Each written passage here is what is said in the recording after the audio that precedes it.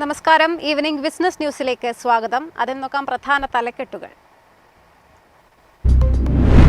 എണ്ണവിലയിലെ അനിശ്ചിതത്വം അവസാനിച്ചാൽ ഇന്ത്യൻ വിപണി കുതിക്കുമെന്ന് വിപണി വിദഗ്ധർ. കരുത്ത് വീണ്ടെടുത്ത മിഡ് സ്മോൾ ക്യാപ് ഓഹരികൾ. ഓപ്ഷൻ ട്രേഡിംഗിൽ വിപ്ലവകരമായ മാറ്റത്തിനൊരുങ്ങി സെബി. മാർക്കറ്റിൽ ചാഞ്ചാട്ടമുണ്ടാകുമ്പോൾ പുതിയ സ്ട്രൈക്ക് പ്രൈസുകൾ തത്സമയം ലഭ്യമാക്കും. ഇറാനെതിരെ കൂടുതൽ സാമ്പത്തിക ഉപരോധത്തിന് അമേരിക്ക. കടുത്ത ജാഗ്രതയ്ക്കിടെ ഗൾഫ് രാജ്യങ്ങളുടെ ഉച്ചകോടി ജിദ്ദയിൽ.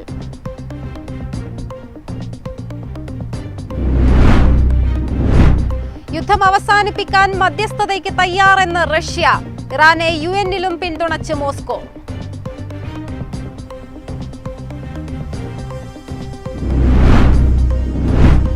വ്യാവസായിക ഉൽപ്പന്നങ്ങൾക്ക് വേണ്ടി ചൈനയെ മാത്രം ആശ്രയിക്കുന്നത് അപകടകരമെന്ന് GTRA. ഇന്ത്യയുടെ വ്യാവസായിക ഉൽപ്പന്നങ്ങളുടെ 30% വിതരണം ചെയ്യുന്നത് ചൈന.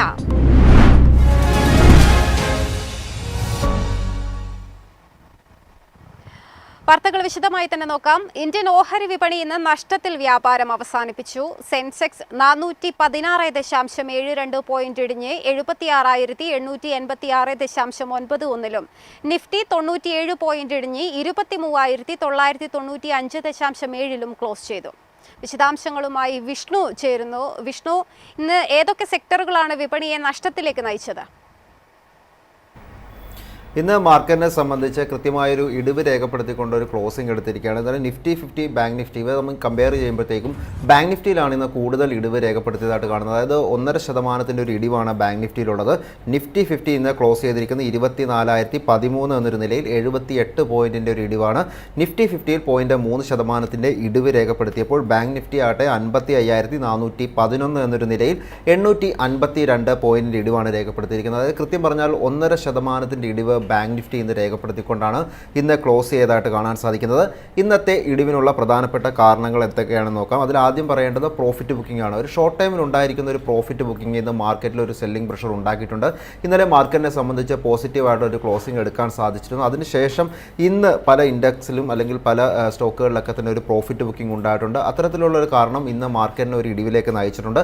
കൂടാതെ ക്രൂഡ് ഓയിൽ ഉണ്ടായിരിക്കുന്ന ചെറിയ രീതിയിലുള്ള ഒരു വില വർധന തന്നെ ഇന്ന് മാർക്കറ്റിൽ ഒരു നെഗറ്റീവ് സെന്റിമെന്റ്സ് ഉണ്ടാക്കിയിട്ടുണ്ട്. അതുപോലെ തന്നെ FI സെല്ലിംഗ് ഇന്നത്തെ ഒരു മാർക്കറ്റിൻ്റെ ഇടിവിന് ഒരു കാരണമായിട്ടുണ്ട്. കൂടാതെ വീക്ക് ഗ്ലോബൽ ക്യൂസ്, അതായത് ഇന്ന് തുടക്ക സമയത്ത് അല്ലെങ്കിൽ ഇന്ത്യൻ മാർക്കറ്റ് ഓപ്പൺ ചെയ്യുന്നതിന് മുമ്പ് എസ്പെഷ്യലി ഏഷ്യൻ മാർക്കറ്റിലൊക്കെ ഒരു ഇടിവ് രേഖപ്പെടുത്തിക്കൊണ്ടുള്ള ഒരു ട്രേഡിംഗ് ഉണ്ടായിരുന്നുണ്ട്. അത്തരത്തിലുള്ള ഒരു സാഹചര്യമൊക്കെ തന്നെ ഇന്നത്തെ മാർക്കറ്റിനെ അല്ലെങ്കിൽ ഒരു ഇടിവിലേക്ക് നയിച്ചു എന്ന് പറയാൻ സാധിക്കും. പിന്നീട് എടുത്തു പറയേണ്ടത് ഇന്ന് മന്ത്ലി എക്സ്പയറി ഡേ ആയിരുന്നു. അതുകൊണ്ട് തന്നെ ആ ഒരു എക്സ്പയറി ഡേയിലെ വോളറ്റാലിറ്റിയും ഇന്ന് മാർക്കറ്റിനെ നേരിയ തോതിൽ ബാധിച്ചിട്ടുണ്ട്. കൂടാതെ ജിയോ പൊളിറ്റിക്കൽ ടെൻഷൻസ്, അതുപോലെ തന്നെ ബാങ്കിങ് സ്റ്റോക്കിൽ ഉണ്ടായിരിക്കുന്ന കൃത്യമായ അല്ലെങ്കിൽ വലിയ രീതിയിൽ ഉണ്ടായിരിക്കുന്ന ആ ഒരു സെല്ലിംഗ് പ്രഷർ, ഇത്തരം കാരണങ്ങളാണ് ഇന്നത്തെ മാർക്കറ്റിനെ സംബന്ധിച്ച് ഒരു നെഗറ്റീവ് ട്രേഡിങ്ങിലേക്ക് നയിച്ചത്. ഇനി മാർക്കറ്റിനെ സംബന്ധിച്ച് നമുക്ക് നിഫ്റ്റി 50 ഓഹരികളുടെ ഒരു പ്രകടനം എത്തരത്തിലായിരുന്നു നോക്കാം. ഇന്ന് നിഫ്റ്റി 50 ഓഹരികളിലോട്ട് വരുമ്പോൾ ഇന്ന് 20 ഓഹരികൾക്ക് നേട്ടം, 30 ഓഹരികൾ ഇടിവെന്ന രീതിയിലാണ് ക്ലോസ് ചെയ്തതായിട്ട് കാണാൻ സാധിക്കുന്നത്. അതിൽ തന്നെ എടുത്തു പറയേണ്ടത് ONGC, Adani Enterprises, Coal India, Reliance, Nestle India, Bharti Airtel, Tech Mahindra ഇത്തരം ഓഹരികളിലായിരുന്നു ഇന്ന് മാർക്കറ്റിൽ നിഫ്റ്റി 50യിൽ ഏറ്റവും നേട്ടം രേഖപ്പെടുത്തിയതായിട്ട് കണ്ടത്. വ്യക്തമാണ്. വിഷ്ണുവാണ് വിശദാംശങ്ങൾ നൽകിയത്. മറ്റു വാർത്തകളിലേക്ക്. എണ്ണവിലയിലെ അനിശ്ചിതത്വം അവസാനിച്ചാൽ ഇന്ത്യൻ വിപണി കുതിക്കുമെന്ന് വിപണി വിദഗ്ധൻ എഡ്യാർഡ് ഡെനി. കരുത്തു വീണ്ടെടുത്ത മിഡ് സ്മോൾ ക്യാപ് ഓഹരികൾ. മികച്ച വേട്ടയ്ക്കായി കാത്തിരിക്കുന്ന കടുവയെ പോലെയാണ് ഇന്ത്യൻ വിപണി ഇപ്പോഴെന്നാണ് എഡ്യാർഡിനി പറയുന്നത്. നിലവിൽ ഹോർമുസ് ഉപരോധവും അമേരിക്കയുടെ തുറമുഖ നിയന്ത്രണങ്ങളും വിപണിയെ മരവിപ്പിച്ചിരിക്കുകയാണ്. ബ്രന്റ് ക്രൂഡ് വില $100 മുകളിൽ തുടരുന്നതും നിക്ഷേപകരെ ആശങ്കയിലാക്കുന്നുണ്ടെങ്കിലും എഡ്യാർഡിനി മറ്റൊരു സുപ്രധാന സാധ്യതയാണ് ചൂണ്ടിക്കാണിക്കുന്നത്. നിലവിൽ ലോക വിപണിയുടെ 63% അമേരിക്കയുടെ കീഴിലാണ്. 2010 ഇത് വെറും 40%. വരും നാളുകളിൽ ഈ കുതിപ്പ് പതുക്കെ കുറയും. ആ മൂലധനം എമർജിംഗ് വിപണികളിലേക്ക് ഒഴുകുമെന്നും യാർഡിനി പ്രവചിക്കുന്നു. ഇതിൽ ഏറ്റവും വലിയ നേട്ടമുണ്ടാക്കാൻ പോകുന്നത് ഇന്ത്യയായിരിക്കും. ഇതിന് 3 കാരണങ്ങളുണ്ട്. ആദ്യത്തേത് സംരംഭകത്വ ഊർജമാണ്. വളർന്നുവരുന്ന സ്റ്റാർട്ടപ്പുകളും ബിസിനസ് ആശയങ്ങളും വലിയ സാധ്യതയാണ് ഇന്ത്യയിൽ തുറക്കുന്നത്. രണ്ടാമതായി ഇന്ത്യയുടെ നൈപുണ്യമുള്ള യുവജന ശക്തിയാണ്. കരുത്തുറ്റ ബാങ്കിംഗ്, ഡിജിറ്റൽ സാമ്പത്തിക മേഖല അടങ്ങുന്ന ഫിനാൻഷ്യൽ എക്കോസിസ്റ്റമാണ് മൂന്നാമത്തെ ഘടകം. ഇവയെല്ലാം രാജ്യത്തേക്ക് നിക്ഷേപം എത്തിക്കും. നിലവിൽ ഉയർന്ന എണ്ണവില ഇന്ത്യയെ പിടിച്ചു നിർത്തുകയാണ്. എന്നാൽ ഈ തടസ്സം നീങ്ങുന്നതോടെ ഇന്ത്യയുടെ പ്രകടനം ലോക വിപണിയെ അത്ഭുതപ്പെടുത്തുമെന്നും അദ്ദേഹം വ്യക്തമാക്കുന്നു. ഇതിനിടെ യുദ്ധത്തോടെ വിപണിയിലുണ്ടായ തകർച്ചയെ സ്മോൾ ക്യാപ്, മിഡ് ക്യാപ് ഓഹരികൾ പൂർണ്ണമായും മറികടന്നതായി അനലിസ്റ്റുകളും വ്യക്തമാക്കി.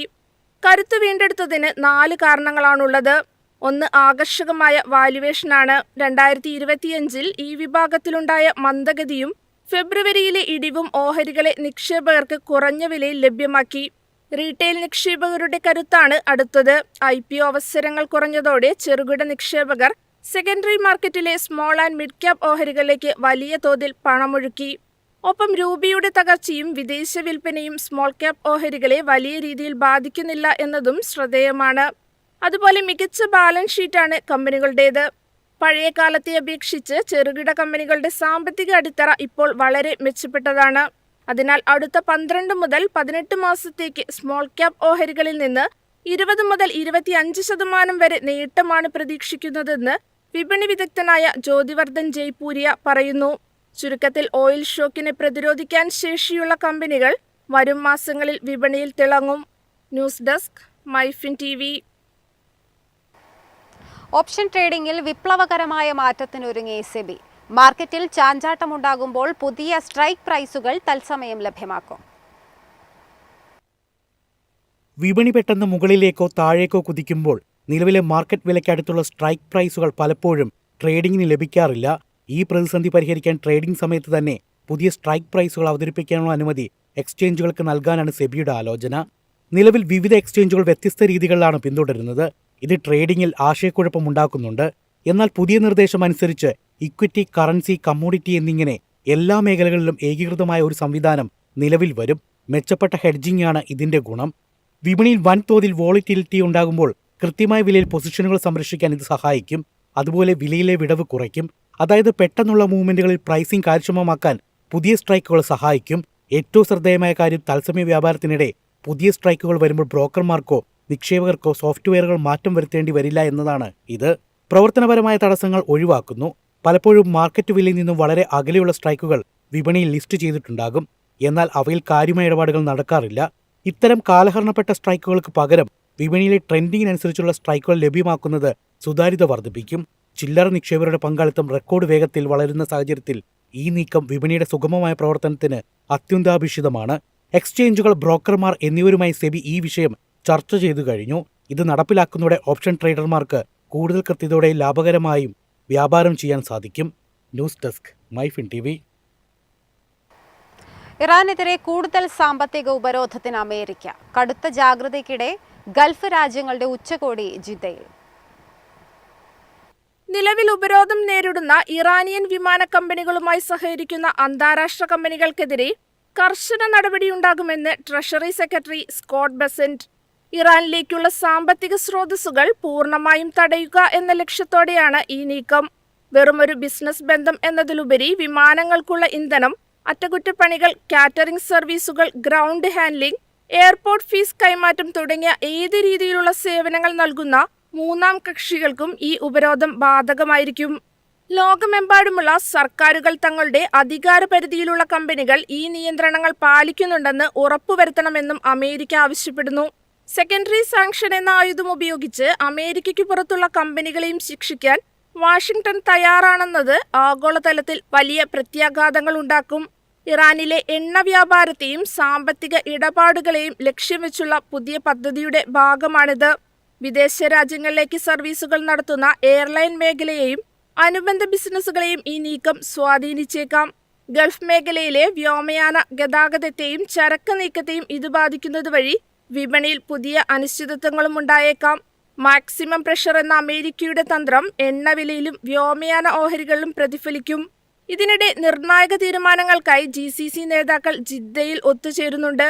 ഇറാന്റെയും പ്രാദേശിക സഖ്യകക്ഷികളുടെയും ഭാഗത്തുനിന്നുണ്ടാകുന്ന നിരന്തരമായ ആക്രമണങ്ങളും ഊർജ അടിസ്ഥാന സൗകര്യ മേഖലകൾ നേരിടുന്ന ഭീഷണികളുമാണ് ചർച്ചയിലെ അജണ്ട.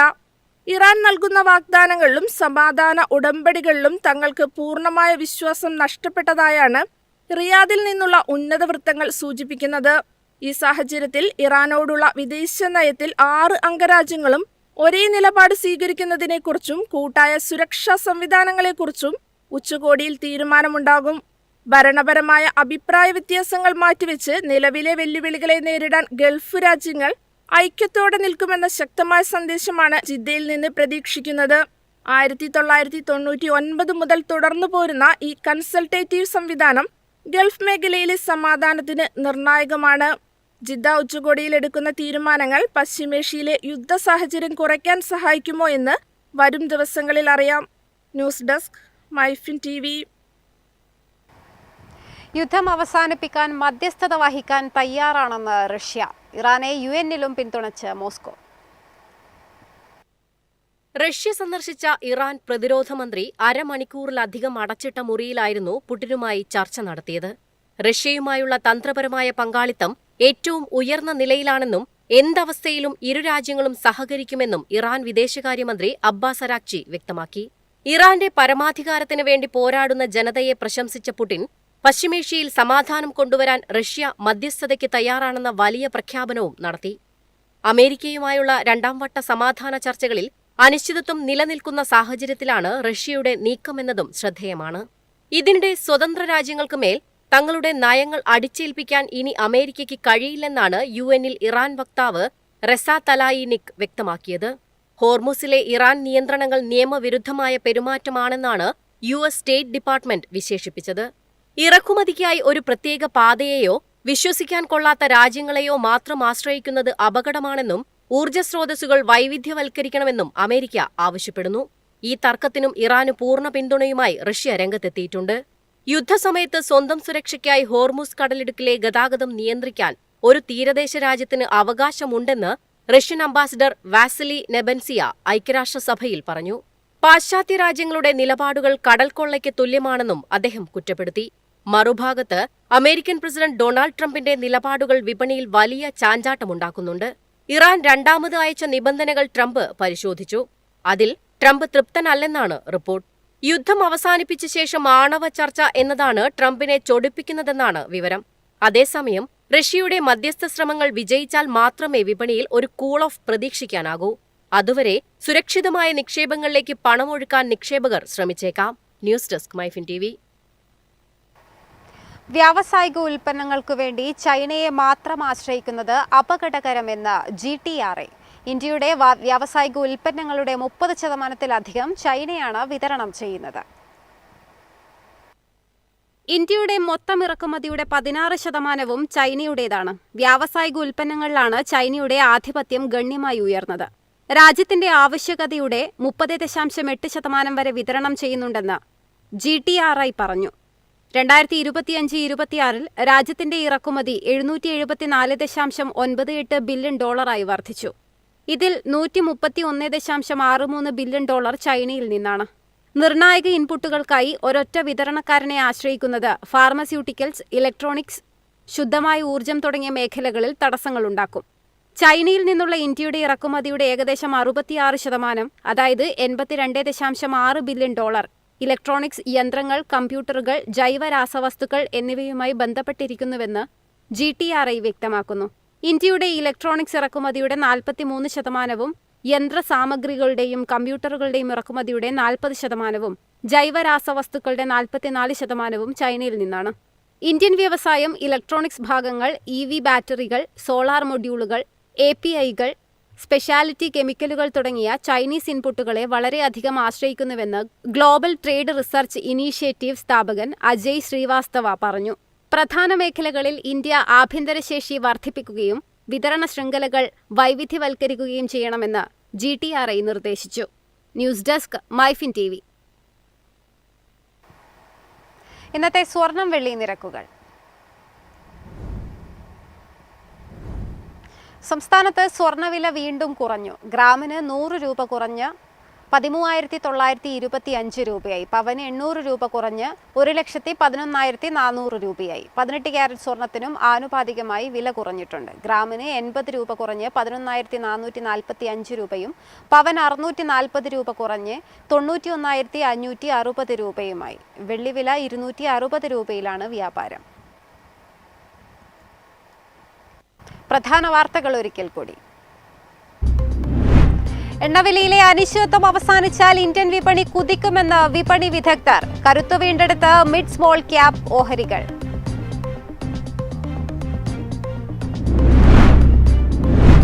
ഓപ്ഷൻ ട്രേഡിംഗിൽ വിപ്ലവകരമായ മാറ്റത്തിനൊരുങ്ങി സെബി. മാർക്കറ്റിൽ ചാഞ്ചാട്ടമുണ്ടാകുമ്പോൾ പുതിയ സ്ട്രൈക്ക് പ്രൈസുകൾ തത്സമയം ലഭ്യമാക്കും. ഇറാനെതിരെ കൂടുതൽ സാമ്പത്തിക ഉപരോധത്തിന് അമേരിക്ക. കടുത്ത ജാഗ്രതയ്ക്കിടെ ഗൾഫ് രാജ്യങ്ങളുടെ ഉച്ചകോടി ജിദ്ദയിൽ.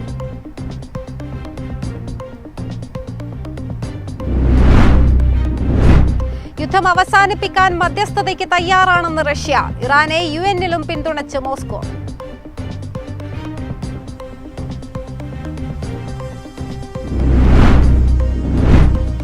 വ്യാവസായിക ഉൽപ്പന്നങ്ങൾക്ക് വേണ്ടി ചൈനയെ മാത്രം ആശ്രയിക്കുന്നത് അപകടകരമെന്ന് GTRA. ഇന്ത്യയുടെ വ്യാവസായിക ഉൽപ്പന്നങ്ങളുടെ 30% ചൈനയാണ് വിതരണം ചെയ്യുന്നത്.